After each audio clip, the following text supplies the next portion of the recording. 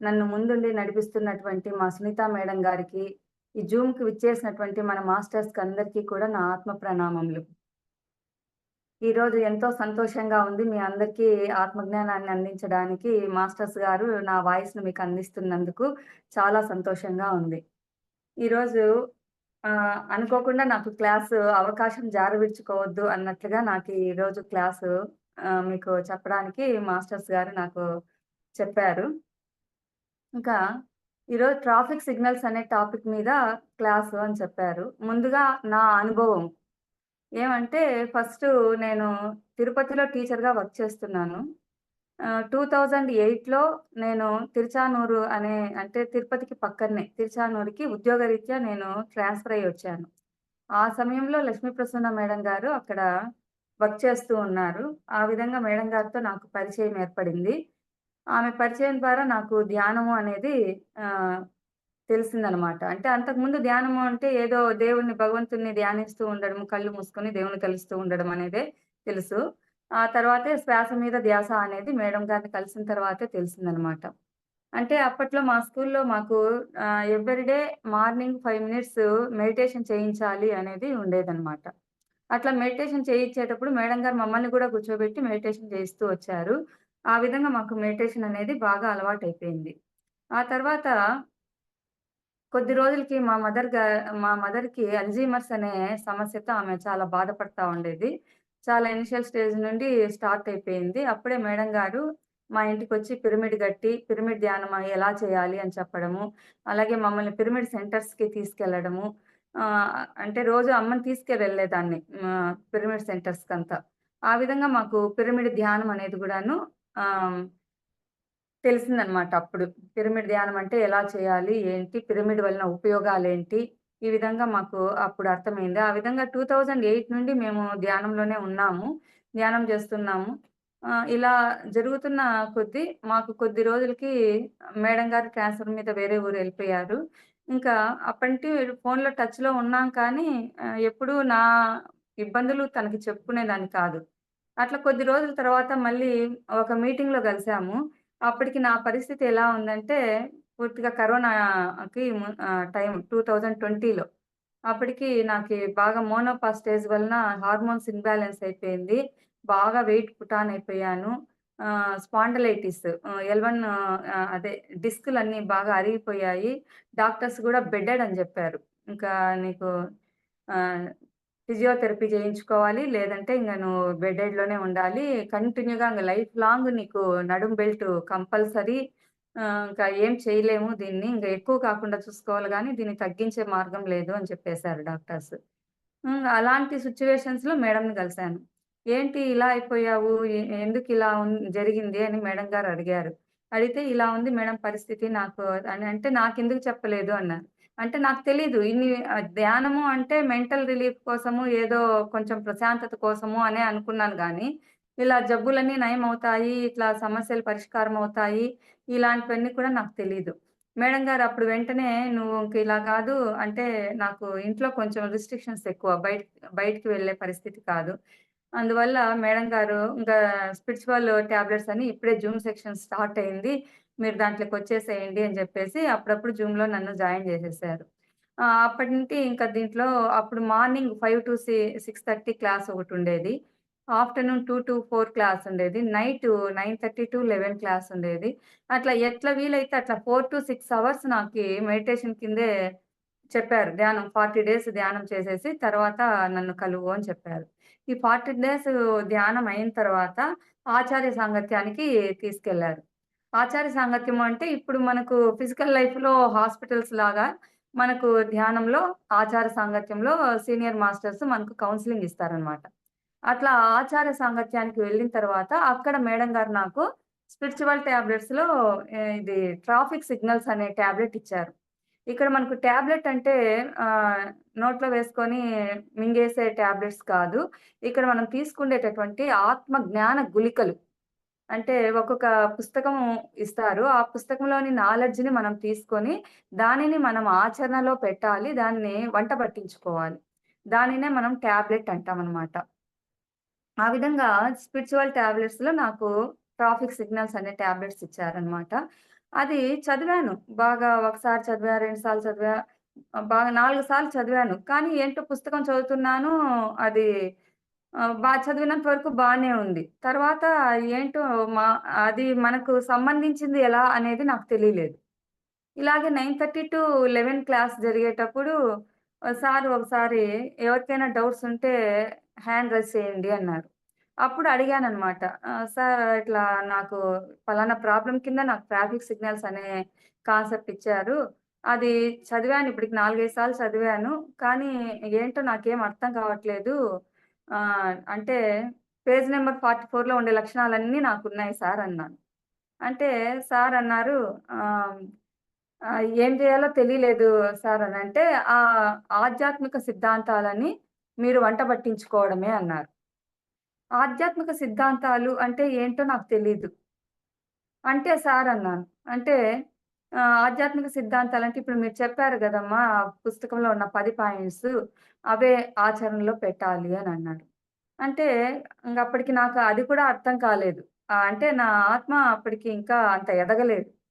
సరే ఇంకా గ్రూప్ సెషన్‌లో ఉన్నాం కదా! అందరూ ఏమన్నా అనుకుంటారేమో అని చెప్పేసి, సరే ఓకే సార్ అన్నా పెట్టేసా. అప్పటినుంటి ఆలోచన అనేది మొదలైంది. అదే నా స్పిరిచ్యువల్ లైఫ్‌కి అక్కడ బీజం పడింది. అప్పటినుంటి ఈయన ఆధ్యాత్మిక సిద్ధాంతాలు అంటే ఆ 10 సిద్ధాంతాలు ఆ 10 పాయింట్లే అన్నారు కదా! ఆధ్యాత్మిక సిద్ధాంతాలంటే ఏంటి? వీటిని వంట బట్టించుకోవాలి అన్నారు కదా! వీటిని వంట బట్టించుకోవడం అంటే ఏంటి? అని పదే పదే ఈ పుస్తకం చదువుతూ వచ్చాను. అలా చదివేటప్పుడు నాకు అప్పుడు ఆత్మ పరిణతి అనేది చెందిందనమాట. దానిని బాగా ఆకలింపు చేసుకుంటూ వచ్చాను. అప్పటికి నాకి కొంచెము క్లియర్ అయింది. బానే హెల్తీగా తయారయ్యాననమాట. అప్పుడు సునీత మేడం గారు చెప్పారు. "మీరు క్లాస్ చెప్తే బావుంటుంది మేడం" అని. అంటే, "మేడం నేనేదో మామూలుగా వచ్చాను, ఏదో తగ్గించుకున్నాను. ఇంక నేను క్లాస్ ఏంటి చెప్పడము, నాకేమీ తెలీదు క్లాస్ చెప్పడం అంటే" అన్నాను. "లేదు, ఇది ట్రాఫిక్ సిగ్నల్స్ అనేది చాలా కాంప్లికేటెడ్‌గా ఉంది. అది అందరికీ అర్థం కావటం లేదు. మీరు టీచర్ గాబట్టి మీరు ఏ విధంగా తగ్గించుకున్నారు, మీరు ఏవి మీలో మార్పు చేసుకున్నారు, ఈ విషయాలు అందరికీ చెప్తూ ఉంటే చాలు" అనన్నారు.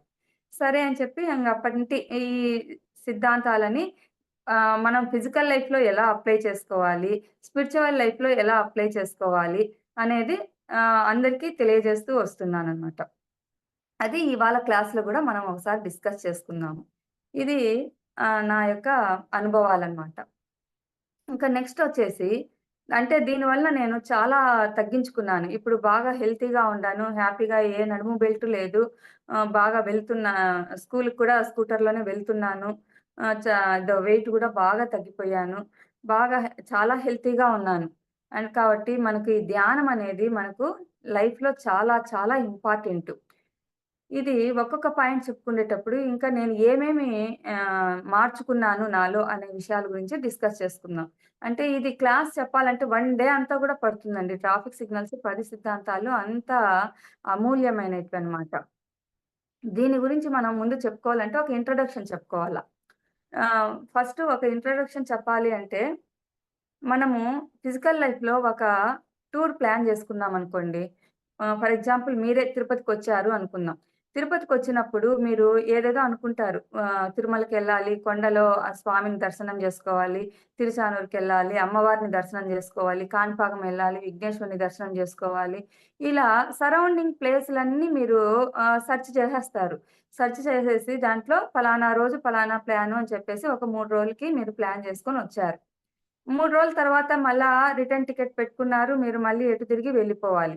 అంటే ఒక వెహికల్ ఏదో మీరు ఫ్లైట్‌లో అంటే దూరంగా ఉండేవాళ్ళు ఫ్లైట్‌లో రావచ్చు. దగ్గరగా ఉండేవాళ్ళు ట్రైన్‌లో రావచ్చు. లేదంటే ఏదైనా వెహికల్ మాట్లాడుకొని రావచ్చు. ఏదో రకంగా వెహికల్‌లో మీరు వస్తారు.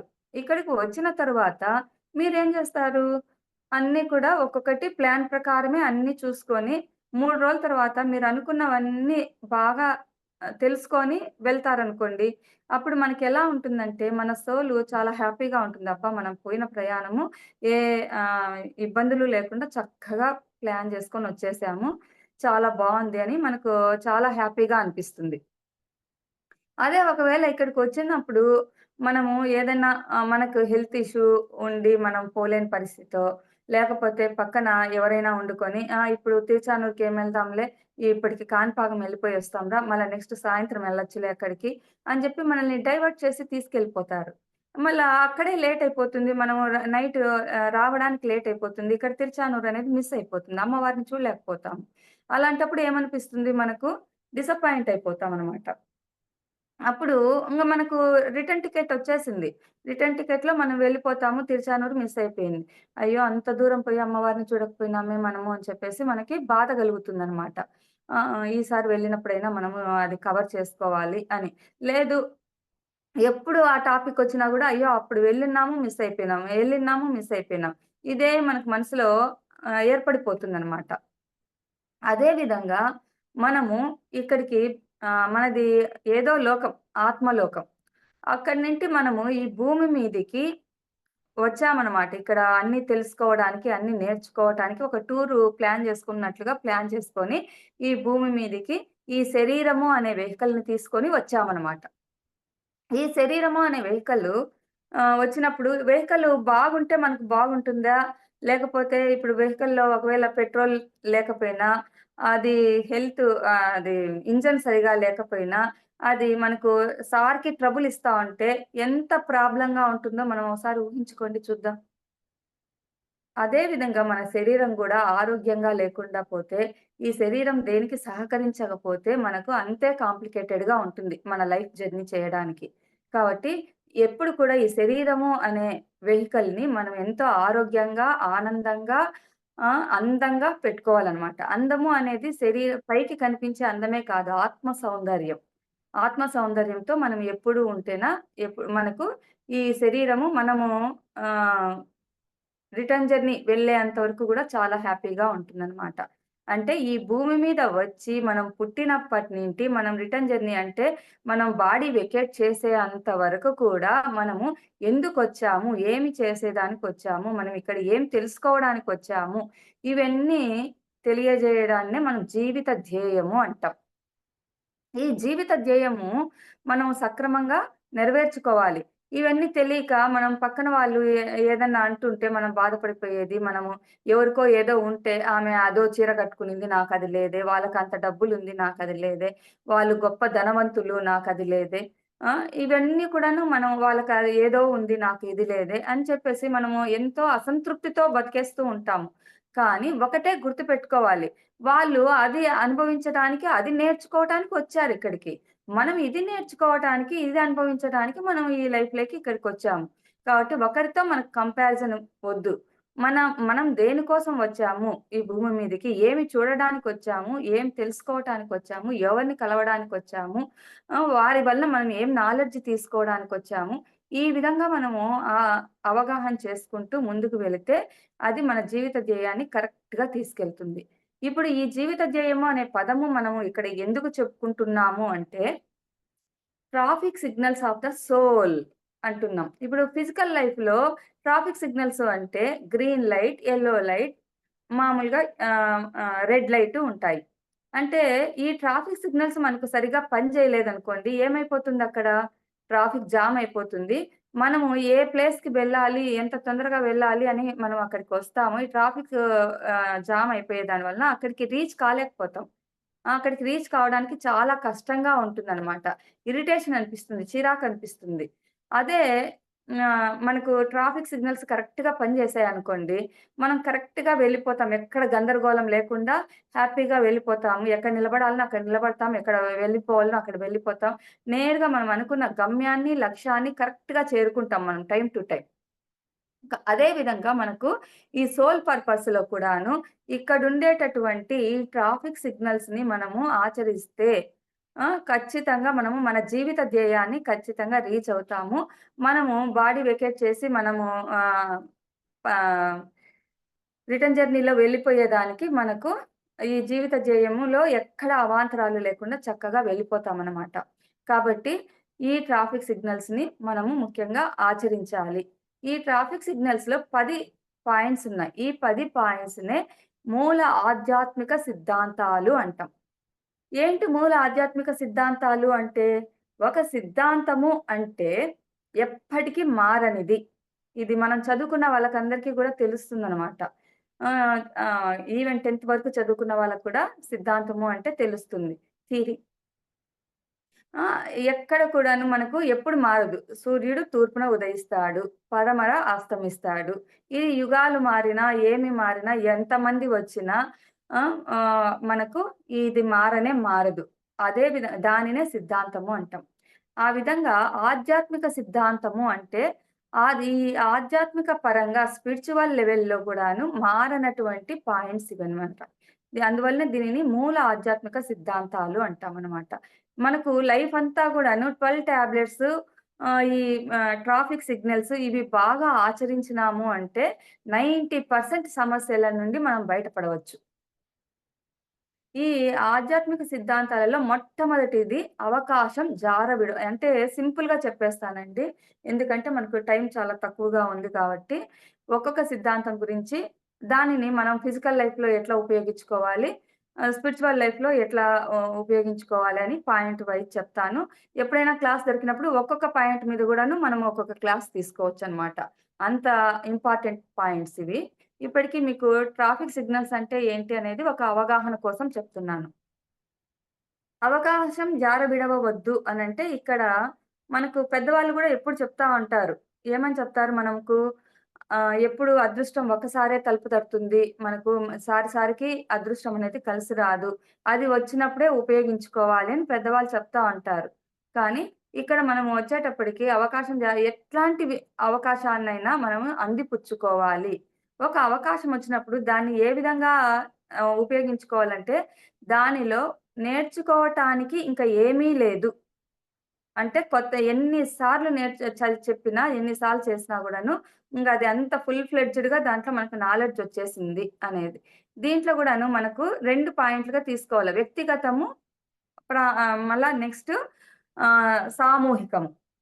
వ్యక్తిగతము అన్నప్పుడు ఏం చేస్తాము? ఇప్పుడు ఒక సాంగ్ నేర్చుకున్నాము. ఒక పాట నేర్చుకున్నాము. ఆ పాటను ఎంతవరకు నేర్చుకోవాలి? రాగయుక్తంగా దాంట్లో ఏ రాగము తప్పు లేకుండా, ఎటువంటి పదము తప్పు లేకుండా చక్కగా పాడగలిగేంత వరకు పాడగలగాలి.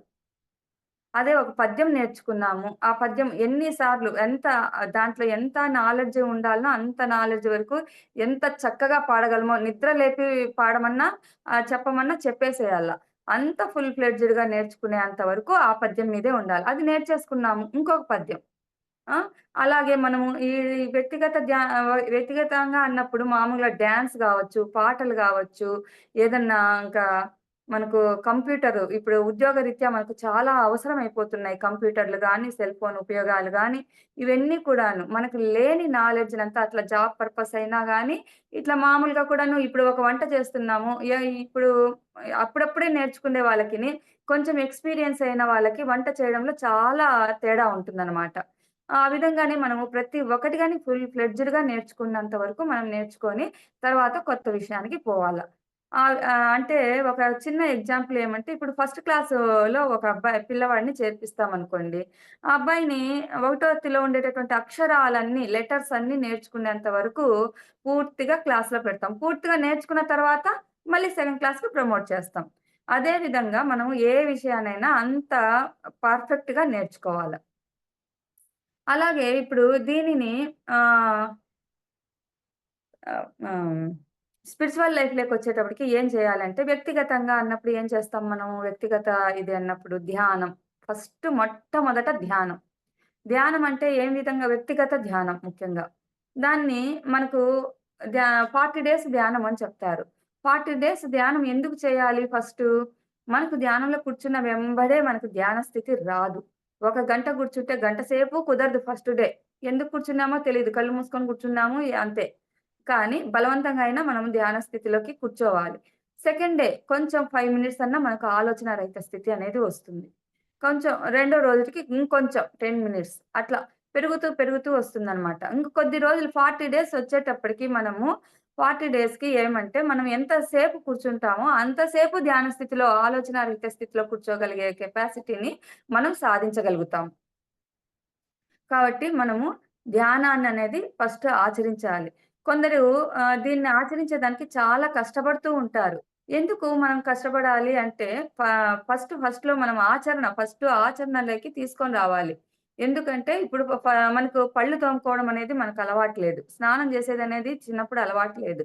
దానికి పళ్ళు తోముకోవడానికి మన మదర్ మనకి ఎంత కష్టపడి నేర్పించుంటుంది. ఆమె పళ్ళు తోమేటప్పుడు ఆమె ఏళ్ళు గూడా కొరికేసుంటాం మనం ఎన్నో సార్లు. మనం పెద్దవాళ్ళమైతే మన పిల్లలకి చేయించేటప్పుడు మనం ఎన్ని ఇబ్బందులు పడింటామో మనకే తెలుసు. అంతగా వాళ్ళకి మనం ప్రాక్టీస్ చేయిస్తే అప్పుడు కొద్ది రోజుల తర్వాత వాడేం చేస్తాడు, నాన్న పాలు తాగుదురా అన్నామనుకో, ఉండమ్మా బ్రష్ చేసొస్తాను అంటాడు. కొ కొ టిఫిన్ తిందురా నాన్న అంటే, ఉండు స్నానం చేసొస్తాను అంటాడు. అంటే ఫస్ట్‌లో చిన్న పిల్లలప్పుడు మనం ఎంత వాళ్ళకి ప్రాక్టీస్ చేయిస్తామో వాళ్ళకి బ్రష్ చేయడానికి గాని, స్నానం చేయడానికి గాని, దేనికైనా. అదే విధంగా మనము ధ్యానం కూడా అంతే. ఫస్ట్ కొద్ది రోజులు మనము ప్రాక్టీస్ చేయంగా మనకు ధ్యాన స్థితి అనేది వస్తుందనమాట. కాబట్టి మనం ఎప్పుడు కూడాను ధ్యానాన్ని ప్రాక్టీస్ చేస్తూనే ఉండాలి. ఒక్కొక్కసారి మనకు బాగా అలవాటయిపోయిన తర్వాత గూడాను, మన సోల్ పిలుస్తూ ఉంటుంది. ధ్యానం చేస్తూ రండి అని జెప్పేసి. మనమేం చేస్తాము, వేరే యాక్టివిటీస్‌లో బిజీ అయిపోతాం. పక్కన ఎవరైనా మాట్లాడుతుంటేనో, లేకుంటే టీవీలో ఏదైనా ప్రోగ్రామ్ వస్తుంటేనో, లేకుంటే ఇంకేదన్నా మనకు జాబ్ పర్పస్ ఏదన్నా వర్క్ ఉంటేనో, మనం దాంట్లో బిజీ అయిపోతాం. ధ్యానాన్ని పక్కన పెడుతూ వస్తాము. కానీ అలా కాకుండా ఏ విధంగా అయితే బ్రష్ చేస్తామో, ఏ విధంగా అయితే స్నానం చేస్తామో, ఏ విధంగా అయితే టిఫిన్ జేస్తామో, ఎన్ని పనులున్నా ఇవి మానం కదా! అదే విధంగా ధ్యానాన్ని కూడా మనము ప్రతిరోజు ఆచరణలో పెట్టుకుండేసేయాలనమాట. ఇప్పుడు ఒక దీక్ష తీసుకుంటారు మామూలుగా మనకు గోవింద దీక్ష గావచ్చు, అయ్యప్ప స్వామి దీక్ష గావచ్చు. వాళ్ళు 41 డేస్ దీక్ష తీసుకున్న తరువాత 41 డేస్ తర్వాత వాళ్ళు ఎలా ఉంటారు?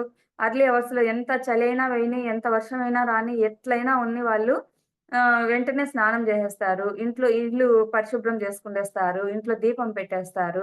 మనకు అది 41 డేస్ అలవాటయిపోతుంది. మళ్ళా కాసేపు పడుకుందాం అనుకున్నా గూడాను దీక్ష తీసేసిన తర్వాత పడుకోవాలన్నా పడుకోలేము. దీపం పెట్టకుండా తినాలన్నా తినలేము. అది ఒక సెంటిమెంట్ లాగా ఏర్పడిపోతుంది.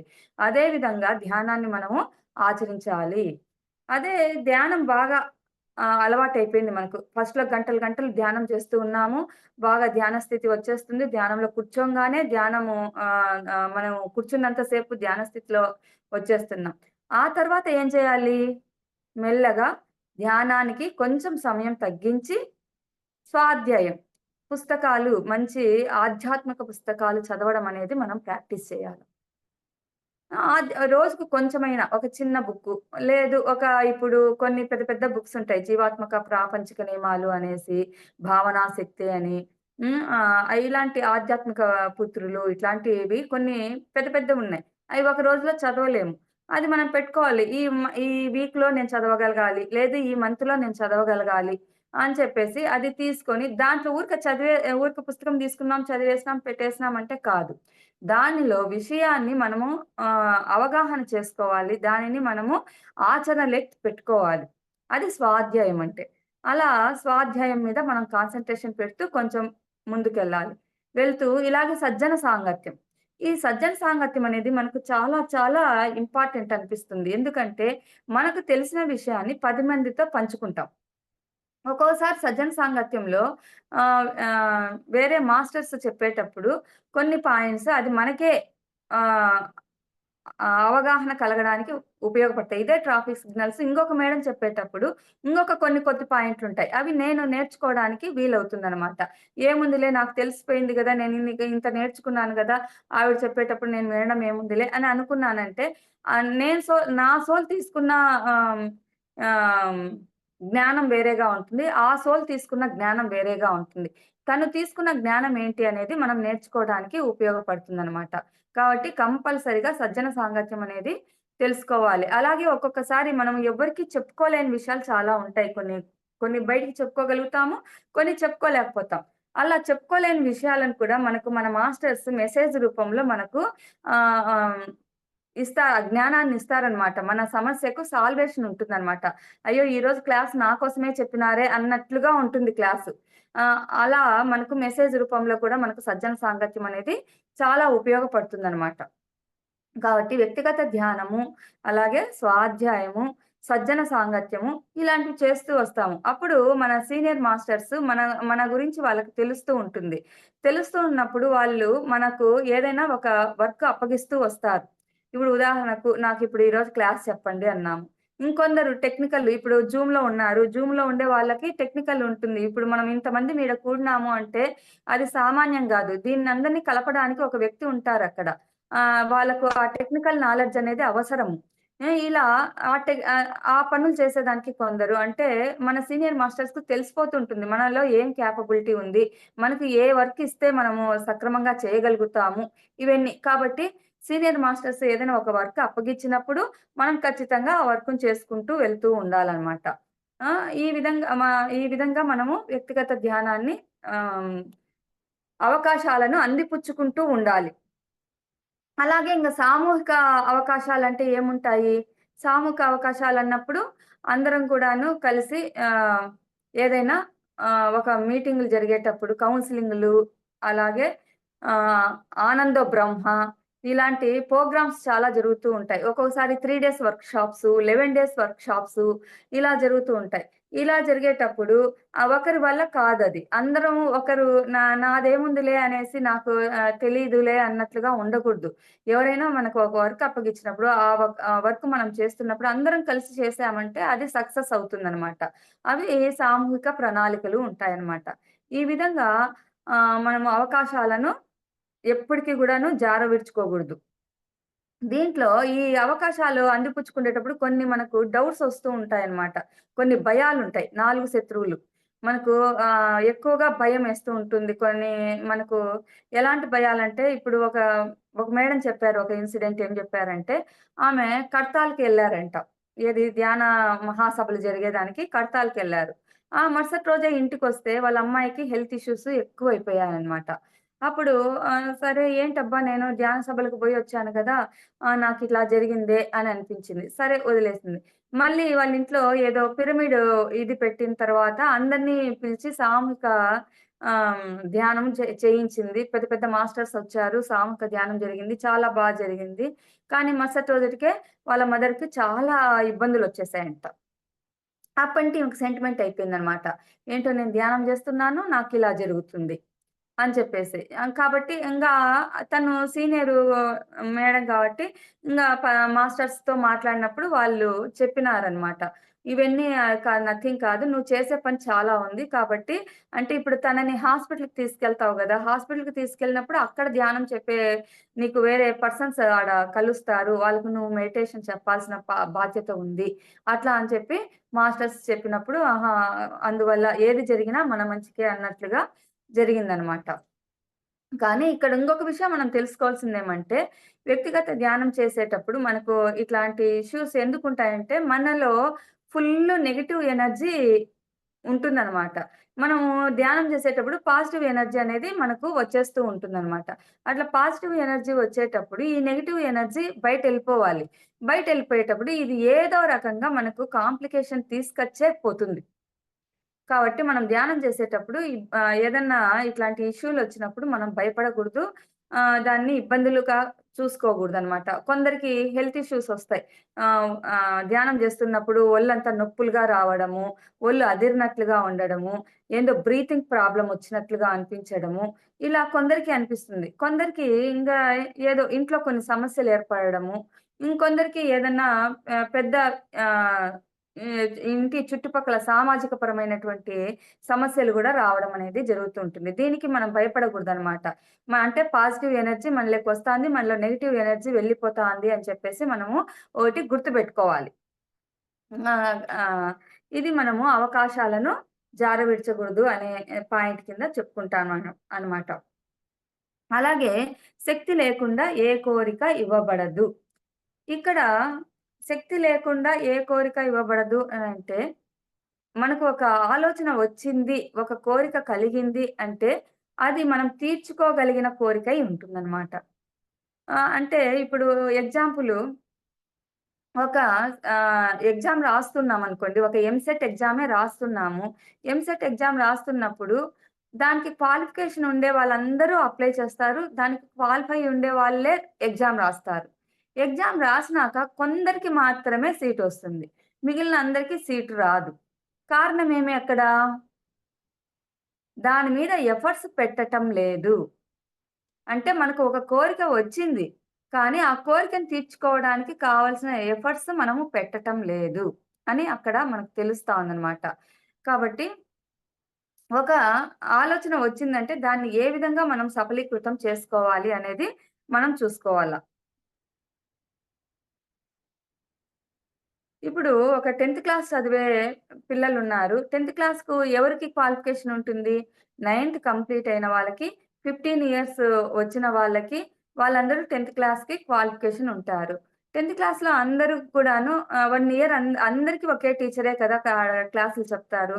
అందరూ ఒకేలాగే చదువుతారు. కానీ అక్కడికి వెళ్ళి లాస్ట్ రిజల్ట్ వచ్చినప్పుడు ఏమవుతుంది? కొందరికి ఫస్ట్ ర్యాంకులొస్తాయి.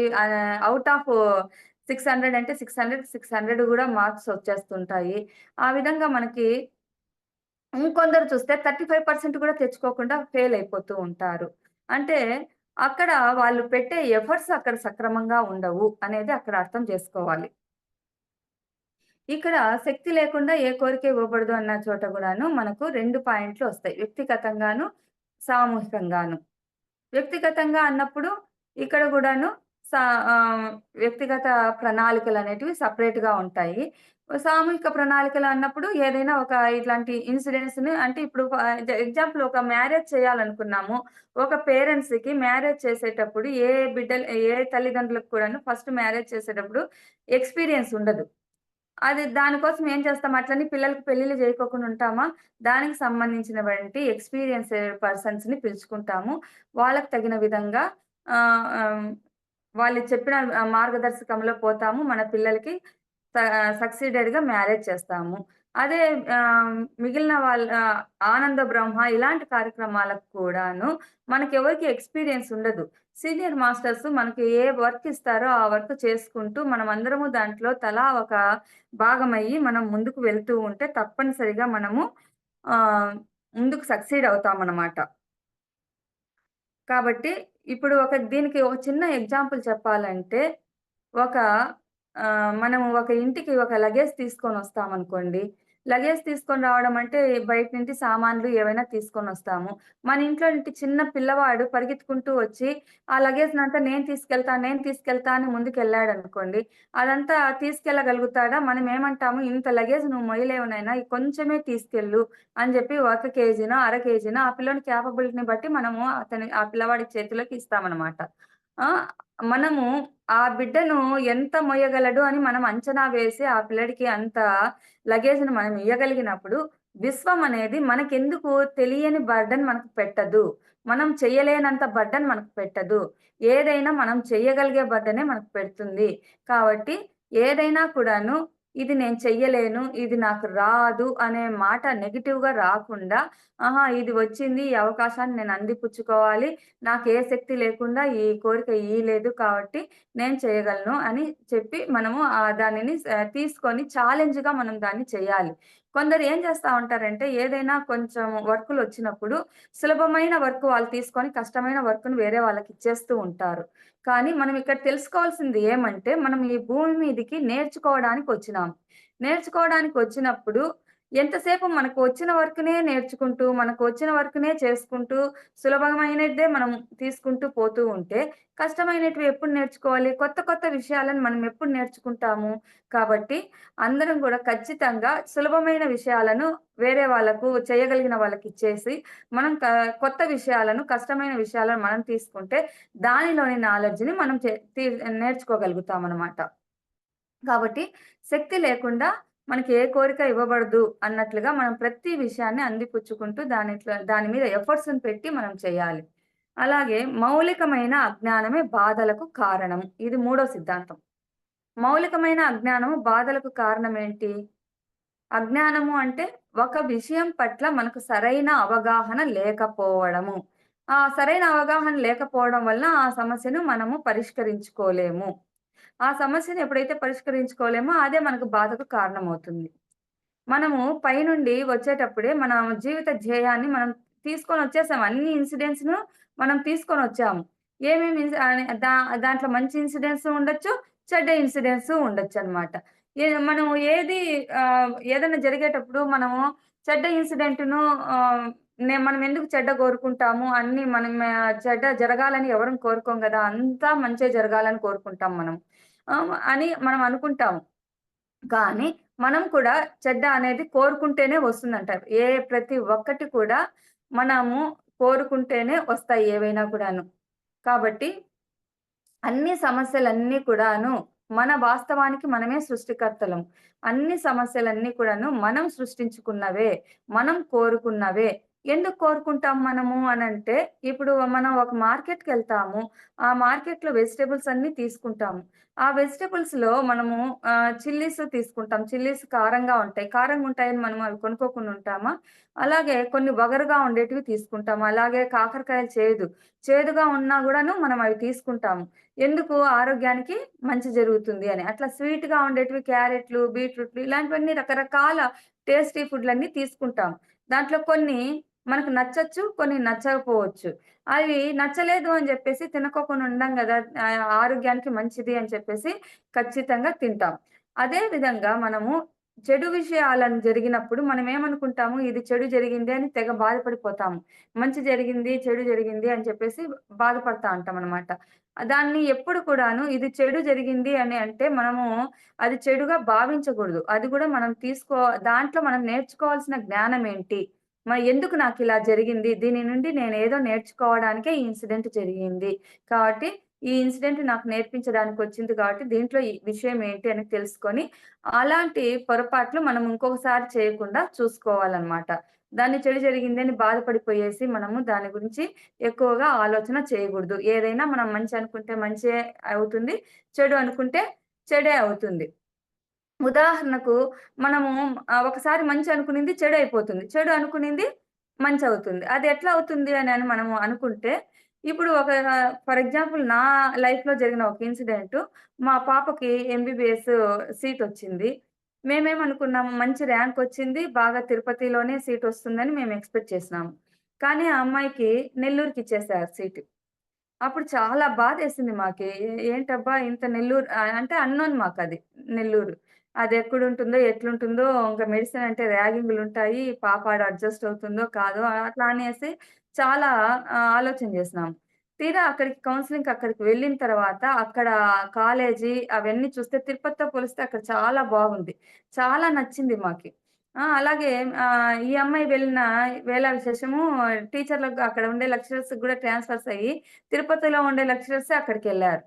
ఆ తర్వాత సెకండ్ కౌన్సెలింగ్ బెట్టినా గాని మాకింక అక్కడే బాగా నచ్చేసింది. మేము మళ్ళా తిరిగి తిరుపతికి రాలేదు.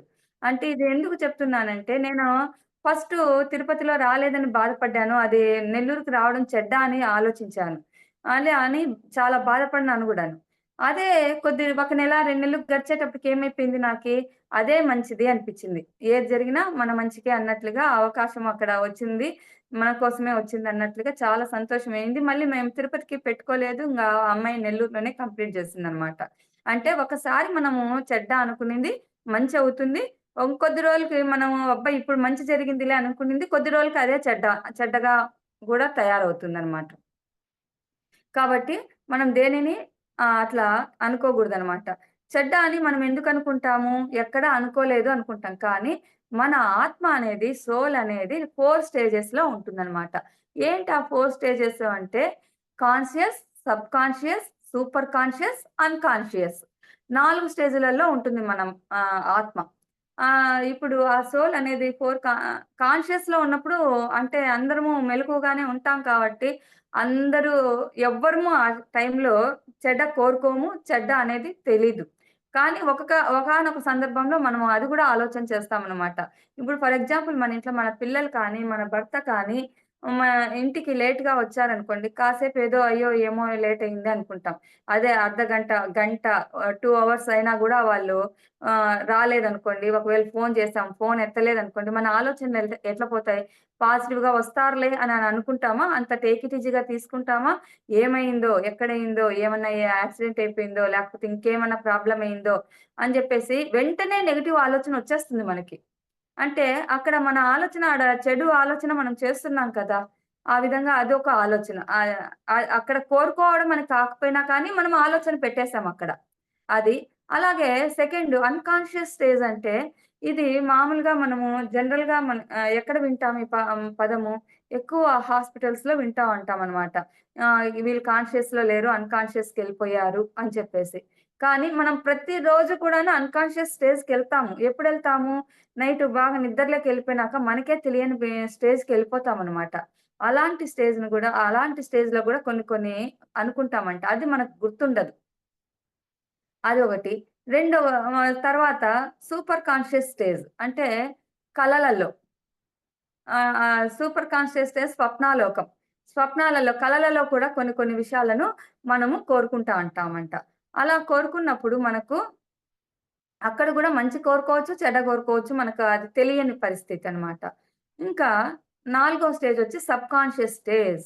ఇది very, very, very, very important. మనకు తెలియకనే ఇవి మనము చేసే ప్రతి ఆలోచన గూడాను అక్కడ స్టోర్ అయిపోయి ఉంటుందనమాట సబ్‌కాన్షియస్ స్టేజ్‌లో. అంటే ఇది మామూలుగా ఎక్కువగా ఏం చెప్తారంటే భోంచేసే టైంలో ఇది బాగా గుర్తుపెట్టుకోండి. భోంచేసే టైంలో మనం ఏదేదో పిచ్చి పిచ్చిగా మాట్లాడుకుంటూ తింటూ ఉంటామనమాట. కానీ ఆ టైంలో సబ్‌కాన్షియస్ స్టేజ్ అనేది చాలా ఆహ్, ఆహ్, ఇదిగా ఉంటుందనమాట. కాబట్టి అప్పుడు ఏమన్నా కోరుకున్నా స్నానం చేసేటప్పుడు గానీ, మనం రాత్రులు పడుకుండేటప్పుడు గానీ, నిద్ర లేసిన వెంబడే కానీ, మనకు ఈ సబ్‌కాన్షియస్ స్టేజ్ అనేది చాలా యాక్టివ్‌గా ఉంటుందనమాట. ఆ టైంలో మనం ఏమన్నా కోరుకున్నవన్నీ కూడా నెరవేరుతాయి. మనకేదన్నా జరగాలి, కావాలి అనుకున్నవి ఆ సమయంలో పదే పదే చెప్పుకుంటే ఖచ్చితంగా జరుగుతాయి అని మన సీనియర్ మాస్టర్స్ చెప్తూ ఉంటారు. కాబట్టి సబ్‌కాన్షియస్ స్టేజ్ ఆ సమయాలలో మీరు చెడు ఆలోచనలు గాని, చెడు మాటలు గాని, ఎవరి గురించి కూడా గాని, మన గురించి కూడా గాని ఎప్పుడు కూడా అనుకోకండి. మంచి ఆలోచనలతోనే ఉండండి. ఈ సబ్‌కాన్షియస్ స్టేజ్ అంటే ఒక చిన్న ఎగ్జాంపుల్ ఏమంటే, మనం ఏదన్నా ఒక ఫస్ట్ ఒక ఇల్లుంటుంది. మనం మళ్ళీ ఇల్లు షిఫ్ట్ అయిపోయినామనుకోండి, కానీ మనము ఎక్కడికన్నా వచ్చేటప్పుడు ఏదో ఆలోచన చేసుకుంటూ వచ్చామంటే కరెక్ట్‌గా మనం పాతింటి దగ్గరికే వచ్చేసింటాం. ఎందుకంటే మనం ఆడ ఫీడ్ అయిపోయి ఉంటుందనమాట మనకు. మనం వెళ్ళే రూటు. మనకు తెలియకనే అక్కడికొచ్చేస్తూ ఉంటాము. లేదు ఒక్కొక్కసారి మనం ఏదన్నా తీసుకొని వచ్చేటప్పుడు గూడాను, మనం ఏదో ఆలోచనలో ఉండగానే నేరుగా మన ఇంటి దగ్గరికే వచ్చేసింటాము. అంటే ఏంటి మనము ఫీడ్ ఇచ్చేసామనమాట మన సబ్‌కాన్షియస్ మైండ్‌కి. ఇలా జరగాలి, ఇలా ఉండాలి అని చెప్పేసి. అది కాబట్టి అలాగే జరుగుతుంటుంది. మనము ఎక్కడో ఆలోచన చేస్తూ చేశా గూడాను కరెక్ట్‌గా మనం ఎక్కడ ఏం పెట్టాలో అక్కడే పెట్టేసుంటాము. అంటే ఫీడ్ అయిపోయి ఉంటుందనమాట. కాబట్టి సబ్‌కాన్షియస్ స్టేజ్ అనేది చాలా చాలా ఇంపార్టెంట్. అంటే ఇప్పుడు సోల్ అనేది 4 స్టేజెస్‌లో ఉంటుంది. Conscious, unconscious, super conscious, subconscious. ఈ 4 స్టేజ్‌లలో ఉంటుంది. ఈ 4 స్టేజ్‌లలో మనము చెడు కోరుకున్నప్పుడు ఆ చెడు ఇన్సిడెంట్స్ గూడా మనకు జరుగుతాయి. అంటే మన వాస్తవానికి మనమే సృష్టికర్తలమక్కడ. కాబట్టి ఎప్పుడైనా మనకు చెడు కలలు వస్తున్నాయి అంటే మనం ఏం చేయాలి? వెంటనే మనము మామూలుగా ధ్యానంలోకొచ్చేసినప్పుడు మనము మాంసాహారం అనేది పూర్తిగా మానేస్తాము. శాకాహారాన్నే తీసుకుంటామనమాట. ఈ శాకాహారాన్ని మనము ఎక్కువగా ఆచరిస్తూ, మనము ధ్యానంలో ఎక్కువగా ఉన్నప్పుడు ఈ చెడు కలలనేటివి తగ్గిపోతాయి. ఎందుకొస్తాయి చెడు కలలు అనంటే, మనము ఈ మాంసాహారం తీసుకోవడం వలన, చెడు ఆలోచనలు చేయటం వలన అవన్నీ గూడా మన మీద ఇంపాక్ట్ అయిపోయి ఉంటాయన్నమాట. వాటి యొక్క నెగెటివ్ ఎనర్జీ అంతా మన మీదుంటుంది. వాటిని మనకు భయాల రూపంలో, కలల రూపంలో మనకు ఎక్కువగా వస్తూ ఉంటాయి. కాబట్టి మనము ఎప్పుడైతే ధ్యానంలో కూర్చుంటామో ఆలోచన రహిత స్థితి అనేది ఎప్పుడు వస్తూ ఉంటుందో, అప్పుడు మనకి ఈ కాన్షియస్ ఆహ్, నెగెటివ్ ఎనర్జీ అనేది తగ్గిపోతుందనమాట. తగ్గిపోయి మనకు ఆ చెడు కలలు, చెడు ఆలోచనలు అనేటివి తగ్గిపోతూ వస్తాయన్నమాట. అంటే ఇలాంటివన్నీ కూడా మనకు మౌలిక అజ్ఞానం ఉండడం వల్లనే మనకు అన్ని బాధలకు కారణమనమాట. ఈ ఈ బాధలన్నీ తగ్గిపోవాలి అంటే, ఈ వీటికన్నిటికి కలిపి తాపత్రయము అనేది ఒక పేరుంది. ఈ తాపత్రయాలలో ఆధ్యాత్మిక తాపత్రయము, ఆది భౌతిక తాపత్రయము, అలాగే ఆది దైవిక తాపత్రయం 3 రకాలు ఉంటుందనమాట. ఆది దైవిక తాపత్రయము అంటే ఏంటంటే ఇక్కడ 90% సమస్యలన్నీ కూడాను మనకు ఈ ఆది దైవిక తాపత్రయం మీదనే ఉంటాయి. ఎందుకంటే, మనకు ఆధ్యాత్మికత మీద సరైన అవగాహన లేనప్పుడు మనకి ఈ ఆ ఆది ఆధ్యాత్మిక తాపత్రయములో మనము సమస్యలతో బాధపడతాం. ఎప్పుడైతే మనం ధ్యానంలోకొచ్చేసామో, ఎప్పుడైతే మనము సరైన సజ్జన సాంగత్యము, స్వాధ్యాయం చేస్తూ ఉంటామో, ఈ ఆధ్యాత్మిక తాపత్రయం నుండి కొంచెం బయటపడతాము. ఇంక నెక్స్ట్ అంటే ఇంకా మనకు టైం అయిపోతుంది కాబట్టి నేను సింపుల్‌గా చెప్పేస్తాను.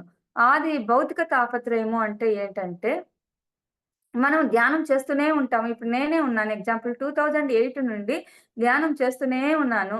కానీ నాకు 2020కి వచ్చేటప్పటికి అది శరీరం మీదకి వచ్చేసిందనమాట.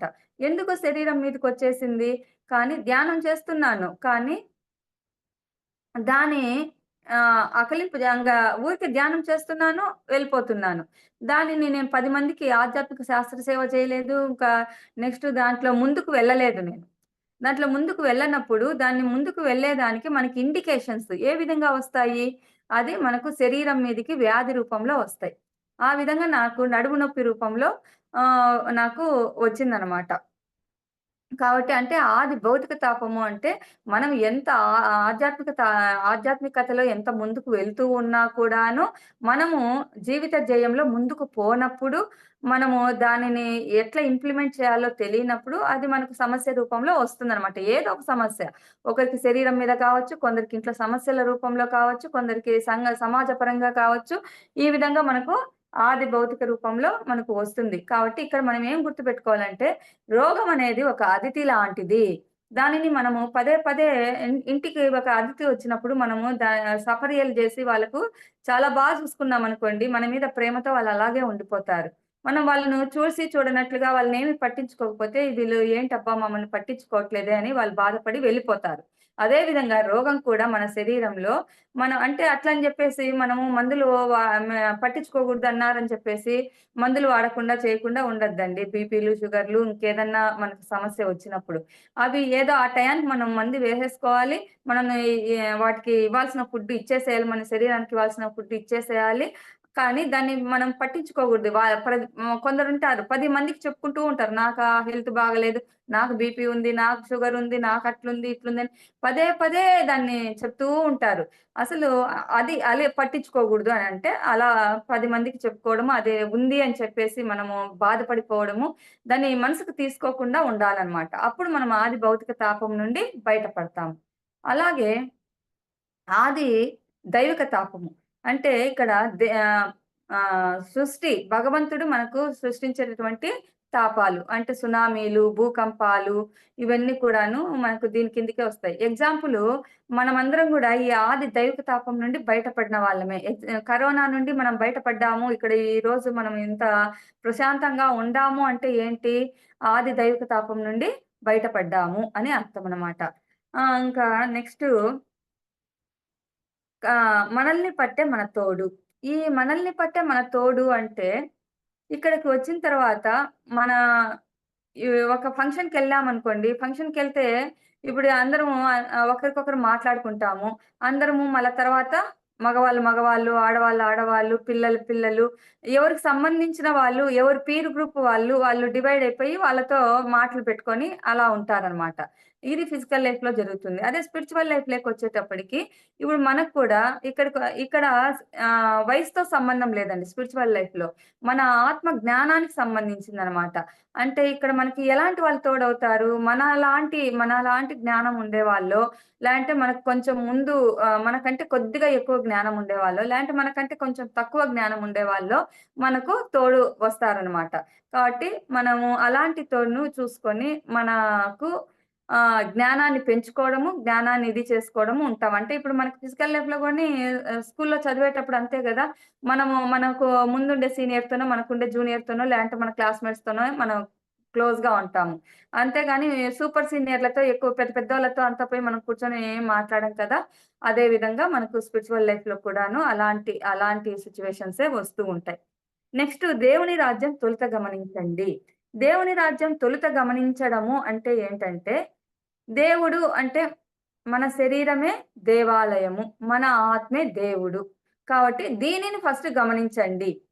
ఇది అందరికీ తెలిసిన విషయమే. కానీ ఎట్లా గమనించాలి మనము? ధ్యానము ద్వారానే. వ్యక్తిగత ధ్యానము ఎప్పుడైతే చక్కగా చేస్తామో, అప్పుడే మనలో ఉండే దేవుడిని మనము గమనించగలుగుతాము.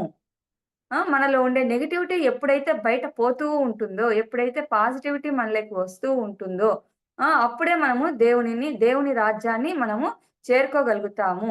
ఇది వచ్చినప్పుడు నాడీ మండలం శుద్ధవుతుంది. ఎప్పుడైతే వ్యక్తిగత ధ్యానం బాగా చేస్తామో నాడీ మండలం శుద్ధవుతుంది. నాడీ మండలం శుద్ధి అయిపోయిన తర్వాత మనకు ఈ సజ్జన సాంగత్యము, స్వాధ్యాయము ఎప్పుడైతే చేస్తూ ఉంటామో అహం బ్రహ్మాస్మి, సర్వం కల్విదం బ్రహ్మ, తత్వమసి, ప్రజ్ఞానం బ్రహ్మ, ఇవన్నీ కూడా మనకు తెలుస్తూ వస్తాయి. ఏంటి వీటికి అర్థం ఏంటి అంటే అహం బ్రహ్మాస్మి అంటే ఏంటి? అంటే నేనే దేవుడిని. నే నే నాలోనే భగవంతుడున్నాడు అనేది. 2 సర్వం కల్విదం బ్రహ్మ అంటే అందరిలోనూ భగవంతుడుండాడు. మీలందరిలో నా ఎదుట ఉండే ప్రతి ఒక్క జీవిలో, అది జంతువు కావచ్చు, చెట్టు కావచ్చు, ఇంకేదైనా ప్రతి ఒక్క జీవిలో గూడాను భగవంతుడుండాడు. నెక్స్ట్ తత్వమసి అంటే అందరూ నీలో ఉండేదే నాలో ఉంది, నాలో ఉండేదే నీలో ఉంది. నువ్వు నేను ఒకటే అని తెలుసుకోవడం అన్నమాట. ప్రజ్ఞానం బ్రహ్మ అంటే విశేషమైన జ్ఞానము. అంటే ఏదైనా ఒక విషయం గురించిన మనకు ఆ సరైన జ్ఞానాన్ని మనం ప్రజ్ఞానం బ్రహ్మ అంటాము. ఇవన్నీ గూడా మనకు దేవుని రాజ్యాన్ని గమనించేటప్పుడు తొలుత గమనించండి అన్నప్పుడు, మనం ఈ వ్యక్తిగత జ్ఞానం ఎప్పుడైతే చేస్తామో ఇవన్నీ గూడాను మనలోను ఇంప్రూవ్ అవుతూ వస్తాయి. ఎప్పుడైతే ఇవన్నీ మనం ఆచరణలోకి వచ్చినామో, అప్పుడు ప్రతి ఒక్కరిలో భగవంతుడిని చూసినప్పుడు సర్వం మనకు మంచిగానే జరుగుతుంది. ఎప్పుడు మనం చెడు చేయము అనేది మనం ఇక్కడ తెలుసుకోవాలనమాట. నెక్స్ట్ వాక్యము ద్వారానే స్వస్థత. వాక్యం ద్వారానే స్వస్థత అంటే ఎప్పుడు గూడా నోరు మంచిదైతే ఊరు మంచిదైతుంది అనేది ఒక ఆహ్, సూక్తి ఉంది అన్నమాట. కాబట్టి ఎప్పుడు గూడాను మనం వాక్యము ఎప్పుడు తప్పు మాట్లాడగూడదు. మనం ఒక మాట మాట్లాడితే అది ఎదుటి వ్యక్తికి ఉపయోగపడే విధంగాన్నా ఉండాలి.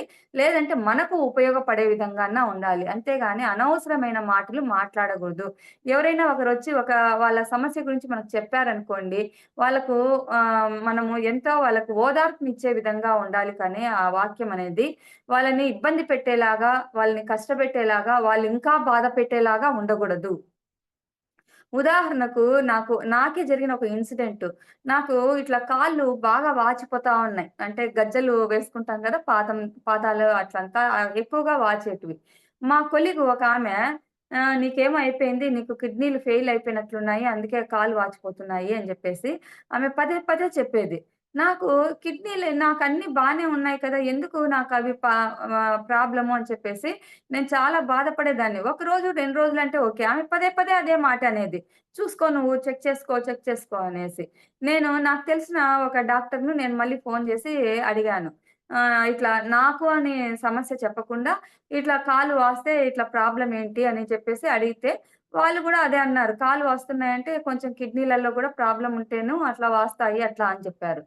నాకైతే ఎంత టెన్షన్ అయిపోయిందో, ఎంత బాధ అయిపోయిందో ఇంక నాకేం అర్థం గాలేదు.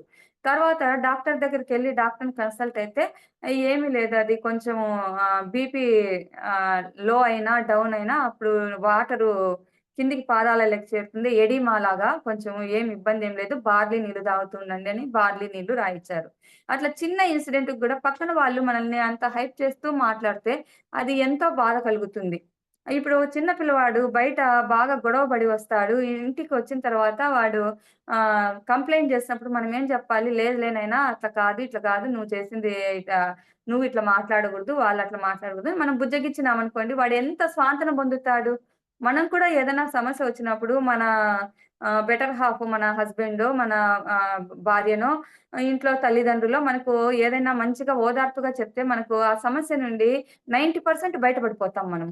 కానీ వాళ్ళు "నువ్వెందుకు అట్లా చేసినావు? నువ్వెందుకు ఇట్లా చేసినావు?" అని మనల్ని తిట్టిపోసినారనుకోండి, మనకెంతో బాధ కలుగుతుంది. కాబట్టి వాక్యము అనేది చాలా స్వస్థత పరుస్తుందనమాట. అదే విధంగా మనకు ముందు ఇతరులకు చెయ్యి. ముందు ఇతరులకు చేయడము అంటే ఏంటంటే, ఏదైనా ఒకరికి ఇచ్చినప్పుడే తిరిగి అది మనకు వస్తుంది. చెయ్యవలసినది చేస్తే పొందవలసింది పొందుతాము. ఇక్కడ మనకు తెలిసిందేంటి ఆత్మ జ్ఞానము. ఈ ఆత్మ జ్ఞానం అంటే మనం ఏదో డబ్బులిచ్చేసేయాలి, అది ఇచ్చేయాలి, ఇది ఇచ్చేయాలని కాదు. మన దగ్గరుండే జ్ఞానాన్ని 10 మందికి పంచాల. అది థాట్స్ మంచి ఆలోచనలు కానీ, ఏవైనా కానీ. అవి మళ్ళీ మనం ఎవరికైతే ఏమిస్తామో అదే మనకు రిటర్న్ గిఫ్ట్‌లో వస్తుంది. ఇంకొక విషయము ఇక్కడ మనము ఏది మనకు పొందలేదు అని బాధపడుతుంటాం. కొందరు నన్ను నా భర్త ప్రేమించలేదు, నా భార్య నన్ను ప్రేమించలేదు అని మనం బాధపడతాము. మనం ఫస్ట్ వాళ్ళకి ప్రేమను అందిస్తే వాళ్ళ నుండి మనకు ప్రేమ అనేది వస్తుంది. అలాగే ఎవరైనా మనతో సరిగ్గా మాట్లాడట్లేదు, ఎవరైనా మనల్ని ఇబ్బంది పెడుతున్నారు అనంటే ఫస్ట్ అది మనం చెక్ చేసుకోవాల. ఇప్పుడు ఒక అద్దంలో మనం చూసుకున్నప్పుడు ఇప్పుడు మనకు అద్దం ముందు నిలబడినామనుకోండి, మనకేంటి మన బాహ్య శరీరం అంతా కనిపిస్తుంది. ఇప్పుడు మనకు మన ఆత్మకు ఏ ఉండేటటువంటి డిఫెక్ట్స్ కనిపించాలి అంటే ఎట్లా? ఎదుటి ఎదుటి వ్యక్తినే చూపిస్తారనమాట. ఎదుటి వ్యక్తి అద్దంలాగా మనకు కనిపిస్తారు. అంటే మనలో ఎదుటి వ్యక్తిలో ఏదైనా ఒక లక్షణాలు ఉన్నాయి అంటే, అవి ఆ లక్షణాలు మనలో ఉన్నాయి ఫస్టు చెక్ చేసుకోవాల. ఒక వ్యక్తిని ఎదురుగా ఉండే వ్యక్తి మనల్ని ఎప్పుడూ తిడుతూ, చేస్తూ అట్లా కనిపిచ్చాడనుకోండి, అతను భలే ఇరిటేషన్‌గా ఉన్నాడనుకోండి, మనం అనుకుంటాము ఫస్ట్ ఏంది ఇతను ఇట్లా ఇరిటేషన్ చేస్తున్నాడు అట్లా అని. మనం స్పిరిచ్యువల్ లైఫ్‌లోకొచ్చేటప్పటికి అట్లాంటి లక్షణాలు మనలో కూడా ఉంటాయి. కాబట్టే ఆ లక్షణాలు వాళ్ళు ఎదుటి వ్యక్తిలో చూపిస్తున్నారు. అది సోల్‌కి అద్దం లాంటిది. కాబట్టి ఫస్ట్ ఏదైనా మంచి విషయాలని ఫస్ట్ ఎదుటి వ్యక్తులకు మనం ఎప్పుడైతే అందిస్తామో, వాళ్ళ నుండి మనం కూడా అదే తీసుకుంటామనమాట. నెక్స్టు ఆత్మపరంగా కోరి సాధించాలి. ఇప్పుడు ఫిజికల్ లైఫ్‌లో మనం ఎప్పుడు కూడా ఏది కోరుకోగూడదండి. ఎందుకంటే ఏదైనా కోరుకున్నామంటే ఒక చిన్న ఎగ్జాంపుల్ ఏమంటే ఒక మంచి ఫ్యామిలీ అమ్మాయిని ఏదో వాళ్ళ ఫాదర్ ఏంటి అబ్బాయి మంచోడులే అట్లా అని చెప్పేసి అబ్బాయి మంచితనం జూసి ఒక మంచి అబ్బాయికి చూసి పెళ్లి జేశారు. ఆ అబ్బాయికి ఏమీ లేదు. కొంచెం బీదవాళ్ళు ఏమీ లేదు. పిల్లోడు మంచోడని జెప్పి ఇచ్చి చేశారు. ఈ అమ్మాయి ఏం జేసింది, ఆ అబ్బాయి మంచి పిల్లోడే. కానీ బంధువుల ఇళ్ళకి పోయినప్పుడు చేసినప్పుడు ఏమైతాందంటే, వీళ్ళు తక్కువగా ఉండారన్నట్లుగా అందరూ తక్కువగా చూసేవాళ్ళు. ఈ అమ్మాయి ఏం జేసింది, భగవంతుడిని స్వామి ఆహ్, నే నా మాకు బాగా మంచిగా డబ్బులివ్వు, బాగా మేము నలుగురిలో బాగుండాలి అని కోరుకుంటా వచ్చింది. ఈ అమ్మాయి కోరుకున్నట్లే అన్ని డబ్బులిచ్చాడన్నమాట. భగవంతుడు అన్నీ ఇచ్చాడు. కానీ అన్నీ ఇచ్చిన తర్వాత ఈ అమ్మాయికేమైందంటే, ఆహ్, ఈ అబ్బాయికి డబ్బులతో పాటు వ్యసనాలు గూడా ఇచ్చాడు. డబ్బులెప్పుడైతే బాగొచ్చేసినాయో, ఈ అబ్బాయి డ్రింక్ చేయడము, ఇలా బయట వ్యసనాలకి, వాటికి ఫ్రెండ్సు ఇట్లా ఎక్కువ అయిపోయిందనమాట. దానివల్ల ఎవరు బాధపడుతున్నారు? ఇప్పుడు ఈ అమ్మాయే. డబ్బులు కావాలని కోరుకోవడం తప్పు కాకపోయినా గూడాను, దానివల్ల వచ్చే పర్యవసాలను అనుభవించాల్సింది గూడా ఈ అమ్మాయే కదా! అంటే సైడ్ ఎఫెక్ట్స్ మనకు తెలీదు. కానీ భగవంతుడు ఎవరికేమి ఇవ్వాలనో, ఎంతివ్వాలనో అంతే ఇస్తాడు. కాబట్టి ఎప్పుడు గూడా మాకు మంచే చెయ్యి అని కోరుకోవాలి అంతే తప్ప మాకు అది కావాలి, ఇది కావాలి అని కోరుకోకూడదు. కానీ స్పిరిచ్యువల్ లైఫ్‌లో మనము కోరి సాధించుకోవాల. నాకు మంచి ఆత్మజ్ఞానాన్నివ్వు, ఈ జ్ఞానాన్ని 10 మందికి పంచే ఛాన్సెస్ ఇవ్వు, నేనేదైనా మంచి మంచి కార్యక్రమాలు చేసే కెపాసిటీనివ్వు, పిరమిడ్స్ కట్టే కెపాసిటీనివ్వు, వాళ్ళకి పిరమిడ్స్ కట్టే వాళ్ళకు నేను సహాయం చేసే కెపాసిటీనివ్వు. ఇంకా ఇలాంటివి మనము శాకాహార ర్యాలీలు చేసేదానికి కెపాసిటీనివ్వు, 10 మందిని నేను మార్చగలగాలి. ఇలాంటివి మనం కోరుకున్నామంటే భగవంతుని బ్లెస్సింగ్స్ మనకు లభిస్తాయన్నమాట. ఇది ఆత్మపరంగా కోరి సాధించడం. ఇంకా అసాధ్యమైనది ఏదీ లేదు. మనం ఏమి కోరుకుంటే అవన్నీ జరిగిపోతాయి. భగవంతుడు మనం ఏం కోరుకోంగానే అన్ని బ్లెస్సింగ్స్ ఇచ్చేస్తాయి. అట్లా అనేసి మనము ఇక్కడ అసాధ్యమైనది ఏదీ లేదు అనేసి ఇప్పుడు నేను ఒక టీచర్‌గా ఇక్కడ వర్క్ చేసేదానికి టీచర్‌గా వచ్చాను. నేను ఏదో ఒక లాయర్‌నయిపోవాలి అని కోరుకున్నాననుకోండి. నేను పట్టుబట్టి సాధిస్తే లాయర్‌నవుతాను. కానీ ఇక్కడ ఏమవుతుంది? నా జీవిత ధ్యేయమేమి? నేను వచ్చిన పర్పస్ టీచర్‌ని. నేను లాయర్‌గానే కావాలి అని లాయర్‌నయిపోయాననుకోండి. ఇప్పుడు లాయర్‌గా ఓకే. నెక్స్టు టీచర్‌గా సాధించలేకపోయాను గదా! కాబట్టి ఇంకొక జన్మ ఎత్తి నేను మళ్ళీ టీచర్‌గానే పుట్టాల్సొస్తుంది. కాబట్టి ఇది మనము భగవంతుడిని కోరుకునేటప్పుడు నా జీవిత ధ్యేయంలో ఏమి ఉంటే అది జరగనివ్వు. దాంట్లో నన్ను ముందుకు పోనివ్వు అని మాత్రమే కోరుకోవాలి. అలా కోరుకున్నప్పుడు మనకి ఏది అసాధ్యమైనది నేను టీచర్‌గా పుట్టుండాను. కాబట్టి నేను నా జీవిత ధ్యేయంలో టీచర్‌గా వెళ్ళాలి అని నేను కోరుకున్నానంటే దీంట్లో సక్సీడ్ అయ్యి నేను నా జీవిత ధ్యేయాన్ని కరెక్ట్‌గా నేను రీచ్ కాగలుగుతాను. కాబట్టి మనము ప్రతి ఒక్కటి గూడా మనం జీవిత ధ్యేయంలో ఏముందో దాంట్లో ముందుకు పోయేదానికి వీలుగా నాకు చూడు అని చెప్పేసి మనము కోరుకోవాలి అన్నమాట. కాబట్టి ఇవన్నీ కూడాను మనము ఈ 10 ఆధ్యాత్మిక సిద్ధాంతాలను మనం వంట బట్టించుకున్నప్పుడు మనము చక్కగా ఆహ్, మన కాంప్లికేషన్స్ నుండి బయటపడతాము. ముఖ్యంగా నాకున్న కాంప్లికేషన్ ఏమంటే పూర్తిగా నడుము నొప్పి, వెన్ను నొప్పి చెప్పాను కదా! ఇవి నేను ఎట్లా బయటపడ్డాను అనంటే ముఖ్యంగా నాకు నేను ధ్యానంలో కూర్చున్నప్పుడు నాకు తెలిసినటువంటి విషయం ఏమంటే నాకు సపోర్ట్ లేదు అని ఎప్పుడైతే ఫీల్ అవుతూ వచ్చానో, నాకు ఈ నడుము నొప్పనేది స్టార్ట్ అయింది. ఏమంటే చెప్పాను గదా! మేడం వాళ్ళంతా ట్రాన్స్‌ఫర్ మీద వెళ్ళిపోయారు. 2011లో వీళ్ళందరూ ట్రాన్స్‌ఫర్ మీద పోవడము, మా మదర్ గూడా బాడీ వెకేట్ చేయడం జరిగింది. అట్లా నాకు మా మదర్ అంటే చాలా ఆహ్, ఇది ఒకే మా మదర్‌ని చూసుకునింది కూడా నేనే. అట్లా తను వెళ్ళంగానే నాకు ప్రాణమంతా పోయినట్లుగా ఇంకా నాకెవరు లేరు. ఇంగ నా జీవితం ఏంటి? నాకు ఏ సపోర్టు లేదు. ఇంగ అందరు పక్కన నా భర్త, నా పిల్లలు ఎవరేం మాట్లాడుతా అన్నా గాని లేదు. నా కళ్ళులో నీళ్ళు కారిపోతూ ఉండడమే. ఏదో వాళ్ళకి చేసి పెట్టినానా, వండి పెట్టినానా, వాళ్ళకేదో చూసేసినానా అంతే. మా మదర్ లేరే, నా సపోర్ట్ పోయిందే, నాకు మొత్తం పోయేసిందే, జీవితమే పోయేసిందే అన్నంత ఫీలింగ్‌లో ఉండిపోయాను. ఇటు స్కూలుకెళ్తే స్కూలులో టీచర్స్ అందరూ ట్రాన్స్‌ఫర్ అయిపోయారు. వీళ్ళందరూ వెళ్ళిపోయారే, ఇంత ఫ్రెండ్‌షిప్‌గా ఉండే వాళ్ళందరూ ఎళ్ళిపోయారే అని ఒక్కసారిగా నాకు చుట్టుముట్టేసిందనమాట. అది మనము తప్పు అనుకోము. కానీ అది నాకు ఆరోగ్యం మీదకి వచ్చేసింది. ఆ సపోర్ట్ లేదు అని నేనెప్పుడైతే ఫీలయ్యానో, నిజంగా మనకు బాడీకి సపోర్ట్‌గా ఉండాల్సినటువంటి వెన్నెముకకు సంబంధించిన సమస్యలని వచ్చేసాయనమాట. కాబట్టి ఆ ఫీల్ నుండి నేనెప్పుడైతే బయట పడ్డానో ఒకరికి సపోర్ట్ ఏంటి? నేనే 10 మందికి సపోర్టు. నాకు నేనే సపోర్టు.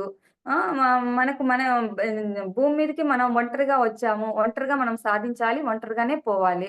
అలాంటప్పుడు వాళ్ళు సపోర్ట్ లేదు, వీళ్ళు సపోర్ట్ లేదు అనేసి అనుకోగూడదు.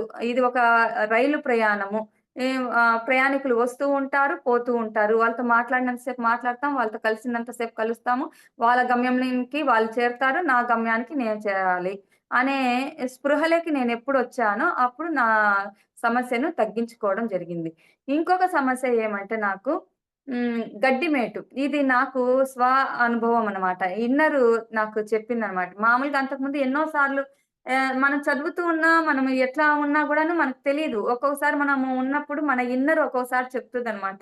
అప్పటికి గడ్డిమేటుని గూడా నేను 4, 5 సార్లు చదవడము, సజ్జన సాంగత్యంలో వినడము జరిగింది.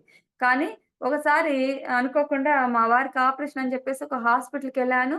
ఆ హాస్పిటల్‌కెళ్ళినప్పుడు అతన్ని ఆపరేషన్ థియేటర్‌కి తీసుకెళ్లారు. ఆ టైంలో కొంచెం నాకు టెన్షన్‌గా అనిపిచ్చి రిలీఫ్ కోసము ఒక బుక్ తీశాను. ఆ బుక్కు చదువుదామని చూస్తే గడ్డిమేటు. ఇది తెలిసిందే గదా! అనుకున్నాను. కానీ ఏదో చదువుదామని చదివితే అప్పుడు చెప్తుంది నా ఇన్నర్ వాయిస్ చెప్తుందప్పుడు. నీలో గూడా ఉంది, నీలో కూడా ఉంది, నీలో కూడా ఉంది అనేసి. ఏంటి నాకిట్లా అనిపిస్తుంది? నాలో ఏముంది? గడ్డి మేసే గుణం నాలో ఏముంది? అని చెప్పేసి అప్పంటి నాలో ఆత్మ పరిశోధన చేసుకుంటూ వస్తే అప్పుడనిపించింది. ఏదో ఇంట్లో ఏదైనా మా హస్బెండ్ గాని, మా అత్తగారు గాని ఏదైనా ఒక మాట అన్నారనుకోండి, అది నేను మళ్ళీ ఎవ్వరికీ చెప్పుకోను. ఇట్లా వాళ్ళన్నారు అని చెప్పుకోను. కానీ నాలో నేనే ఏంటి నేనే తప్పు చేయలేదు గదా! వీళ్ళెందుకిట్లా అంటున్నారు? ఎందుకిట్లా చేస్తున్నారు? అని జెప్పి పదే, పదే, పదే దాన్ని నెలలైనా, సంవత్సరాలైనా గాని చూడు నన్ను వాళ్ళు ఆ మాట అన్నారు గదా! నన్ను వాళ్ళు ఆ మాట అన్నారు కదా! ఇదే ఫీలింగ్‌లో ఉండిపోయేదాన్ననమాట. అంటే అక్కడ గడ్డి మేస్తున్నాను నేను. దాన్ని వదిలేయట్లేదు నేను. పో ఆ ఎమోషన్‌ను క్యారీ చేయడం వల్లనే నాకు ఈ సమస్య అనేది వచ్చిందనమాట. కాబట్టి నా ఇన్నర్ వాయిస్ స్వతహాగా నా సోల్ నాకు చెప్పినటువంటి విషయాలివి. నాకు సపోర్ట్ లేదు అనే ఫీలింగ్ నుండి, ఈ గడ్డి మేసే గుణం నుండి నేను ఎప్పుడైతే బయటికొచ్చేసానో ఆటోమేటిక్‌గా నా హెల్త్ ఇష్యూస్ అన్నీ తగ్గిపోయాయన్నమాట. ఇది నా అనుభవం అండి. ఇంత ఆపర్చునిటీ ఇచ్చినందుకు నాకు చాలా థాంక్ యూ అండి. All of you thank you.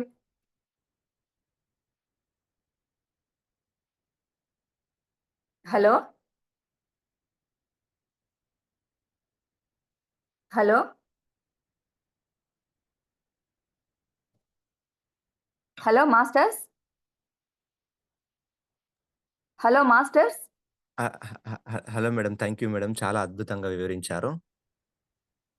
Thank you very much madam.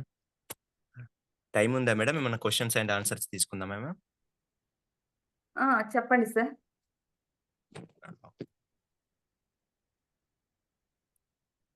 Masters ఎవరైనా ఉంటే మీరు అన్‌మ్యూట్ జేసుకొని మాట్లాడొచ్చు.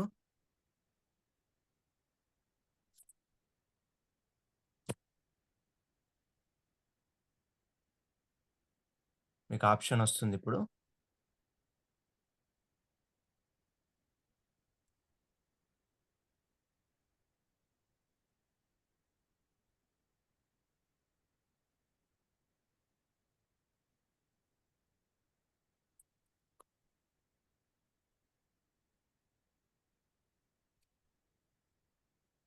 మాస్టర్స్ మీకు ఆప్షన్ ఒస్తుందా మాస్టర్స్ అన్‌మ్యూట్ జేసుకోవడానికి? రావట్లేదింకా? ఆ! ఇప్పుడు ఇప్పుడు జూడండి మాస్టర్. ఇప్పుడొస్తుంది జూడండి. సారీ.